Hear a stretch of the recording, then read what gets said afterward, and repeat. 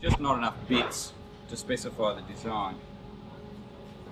Okay, now this addresses the issue of that brains are not von Neumann machines, and we can't therefore replicate it, and that new algorithms are needed, and this is going to be the bottleneck. We can have all the processing power we like, but it's not going to actually solve the problem.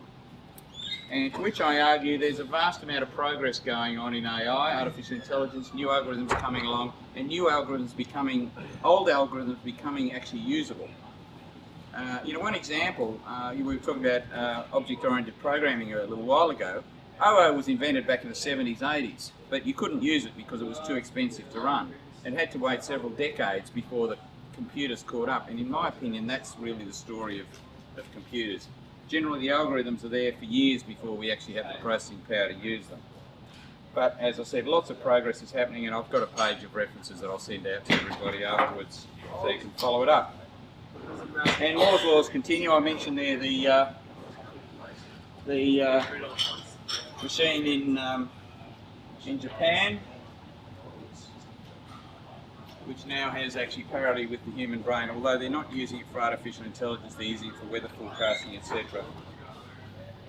Alright, so what are the impacts? And I think the impacts are just going to be potentially mind-blowing.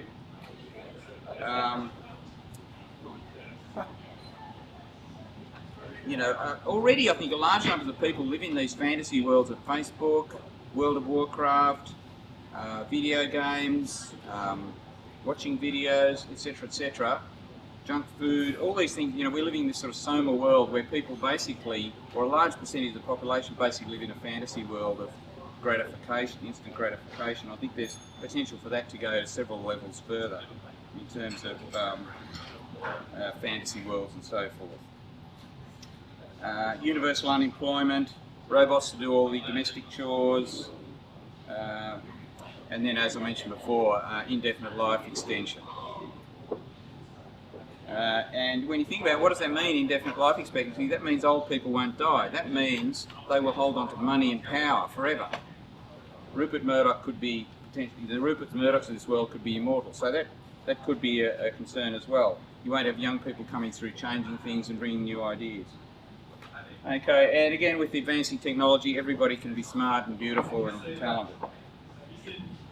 And the big question that some people are working on now is, how are we going to make sure these artificial intelligence machines treat us well? And there is no solution at the moment to that problem. Sorry? The golden rule. And the big problem is that in ethics there is no consensus. Across humanity, there is no consensus about what rules we should apply to the machines. And we have robots in Afghanistan now killing people. So Asimov's first law and second law and third law are being violated as we speak. Okay, conclusion. It will be a very exciting time, next 20 to 30 years, something such as we have never seen. And I'll draw perhaps the analogy with the French Revolution, which Wordsworth said, "Bliss it was in that dawn to be alive, but to be young was very heaven." But of course the French Revolution ended quite badly, so it's very imperative that we do what we need to do to make sure the outcome is favourable.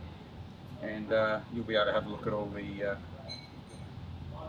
the references when I send out the PDF to you all. So that was very lightning. I'm not sure how I did with 10 minutes. Yeah, roughly. Pretty much. So any questions or objections or things I haven't covered at a very high level? Yep. Do you think friendly AI is possible, even theoretically?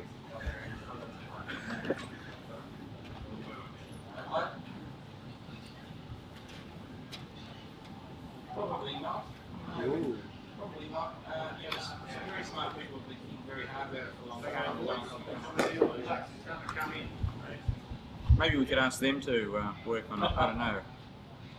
But it's a very difficult problem because you're dealing with several levels of abstraction. You're building a machine that would build a machine that would build a machine that is still friendly to us. And what does friendly to us mean? They might decide that, well, we'll just put all these humans in a fantasy world and they'll all be 100% happy all the time. But is that actually what we want? Do we want to live in fantasy land? So I don't know. You mentioned like mass unemployment. Yeah. Now, if we had the technology for computers to do all the work, then why would we need to be employed? What would a post-scarcity world look like? Well, if we organise things very well, it would be great. But if you look at past eras where there's been mass introduction of machinery, such as say the introduction of tractors, caused mass unemployment in the agricultural sector, and there was a lot of, if you've read The Grapes of Wrath, there was humongous, huge suffering and turmoil and pain as a result of that. Now, those people eventually found jobs, or their children found jobs, or whatever. But it was very ugly for a long time. So it just depends what the people in power in our societies decide they want to do, I think. And they may, some people argue that they may just simply decide that the vast majority of people are superfluous. They're no longer needed as domestic servants or, clerks or shop assistants or whatever. There are some pretty ruthless people out there.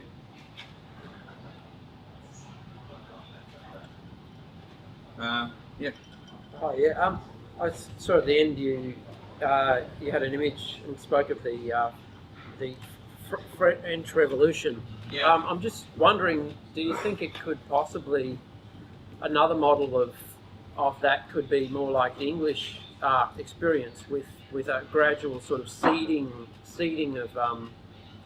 of control and almost becoming a figurehead sort of thing, rather than the French Revolution where they just chopped the heads off, sort of thing. I wonder. The English transition had large amounts of turmoil as well, but it spread over a large period of time. Oliver Cromwell and various revolutions and Wars of the Roses and so forth. But just wasn't concentrated in that one period. So I don't know. Our societies handled transitions very badly. We had the transition from the UK to the US for economic dominance, and the Great Depression and World War II happened kind of somewhat as a result of that. And then now we have the transition from the US to China, and that's proving quite tumultuous as well. So, societies generally don't handle big change very well. But I think it's possible.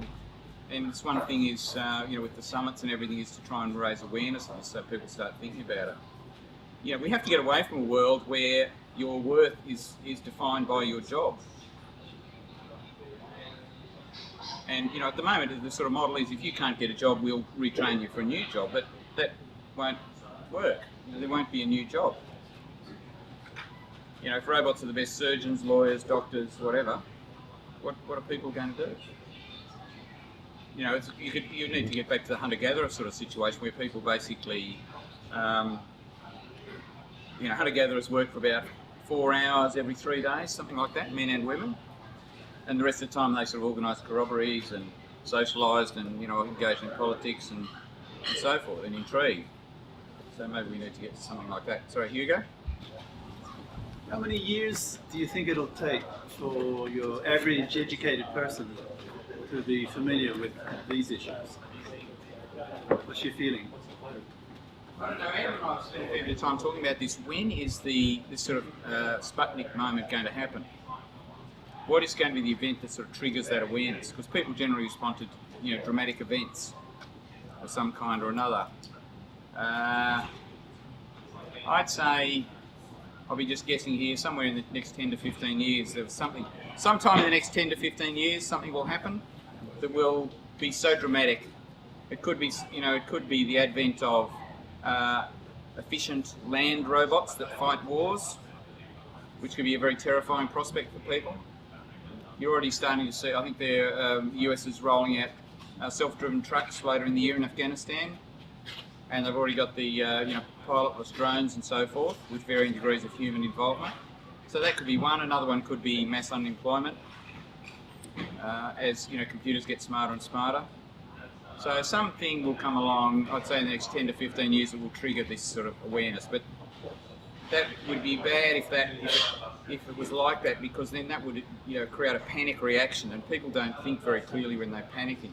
Isn't mass unemployment what you combo? Like, at the moment we've got people that are forced to work or they starve, right? So we've got an economic compulsion to do work you don't want to do. So it's very few people who get to do the jobs they want to do. A lot of people are just forced to work. Isn't that slavery and what we want to stop by creating new wealth by automating all these jobs and ending scarcity. 30% of the population could be artists, musicians, and But poets, maybe or more whatever. things. Yeah. Maybe more people who didn't have to give up their dreams when they were a child to go and find a job could do whatever they really are good at and would enjoy doing. Yeah, I agree. That would be a good outcome. And I noticed, like, as a how happy they look on Monday, and how happy they look on Friday. So, most people, I believe, would kind of hate their jobs, although they get something out of it, they get some social things, and they get some sense of self-worth to a degree. But we could do so much better. We need to debrief people when they retire, when they stop working, so that they can find that self-worth outside of employment. Yeah, I mean, there's a big spike in deaths when people retire, and they just have this sort of, even if they've got enough money, they just feel useless, Exactly. whatever. Yeah. So, I mean, it's possible to solve the problems, but whether we as a, you look at, Japan had this economy that was predicated on massive growth, and then that model stopped working, and they've gone 20 years without being able to fix it. And the Americans have similar problems, structural problems at the moment. So, societies are very bad at making those sort of big transitions because there's so many forces opposing change. And going from a model where everyone has to work or they're a bludger and everyone has to get their self-worth from work, etc., is a huge mindset change. Like you think about Tony Rabbit thinking that thought that most people should not work. I think his head would explode. That's right. Yeah. That's like Solomon now. Right? You have to wait till So that could be a desirable side effect, perhaps. Yeah. Okay. All right. Awesome. Yep. I think a lot of the reasons people work are not simply to feed themselves and their families. It's for relative goods. You want to do relatively better than other people. You want your kids to go to a better school than other people's kids are going to go to, and so that means you have to work just as hard or harder as all the other people who care about this stuff. So it's not simply the economic. But that's just a small mindset, right? Yeah, you're making the assumption that people are competitive. Well, I reckon it seems plausible to me that that's a large part of the motivation for people, putting their sad faces on and getting in a train at 6:30 in the morning, and then being in the same place as a lot of other sad people, until they get home at 8 or 9 o'clock at night and don't spend time with the people they care about. That seems plausibly to be a large part of that way of thinking. So they're hoping their children will have a better life, right? That's the button that's being pressed to make them do that extra work for free. Oh, no, but I think what he's saying is that there's this search for status Yeah. and relative position. And, if we don't have, say, jobs as a definer of status, then you get back to a sort of high school situation where status is defined by other people's opinions, and it becomes almost meaningless. The school thing is a con, right? Because it turns out the education is just as good regardless of whether you're at a wealthy school or a poor school. That's what they found when they do independent studies. So you're actually killing yourself to put your kid at a better school for no advantage to your child. So it's all an illusion. So you can let it go. But why don't people? Because they buy the illusion. They believe it. Why are people buying the illusion? Because they want their kids to have a better chance. It's all about the children. It's a button Is you can the press in illusion people's more heads. important than reality then? No, it's a button in people's heads. If you know you're being exploited, you can avoid the exploitation. There's so much pressure on parents as though parenting actually has any effect on any kids at all.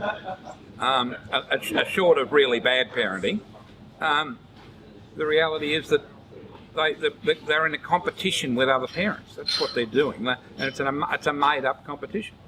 I had to sort of fight this myself when I decided to retire. I have enough money to live on, but I don't have, a big palace in Toorak.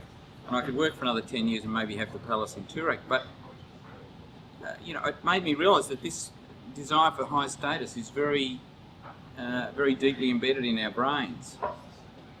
So I think that's a very insightful point that how will we seek status, or what will we do in that, do we go back to the sort of high school situation of seeking status through social validation from other people, or popularity, or what is it? It seems to be the product of a very evolutionary mindset. Like, I think the way that we evolved in a competitive environment was a lot about like scaring or intimidating others into not messing with you, otherwise you'll get them back, or if you have a higher status, then you get looked up to, and you'll probably get more mates or whatnot, and so then you'll be more likely to be able to breed. Yeah. But if we do like merge with machines, or machines become the dominant force, that sort of psychology may fade away, and it may be something completely different we haven't even thought of yet. But I'm just suggesting it may not be. It may not actually prolong or exist after machines reach our intelligence. Or Yeah, we could also realise it's ridiculous. Exactly. Status seeking and go beyond it. Yeah. That'd be good. All right, that's enough from me. All right, put your hands together for Tim.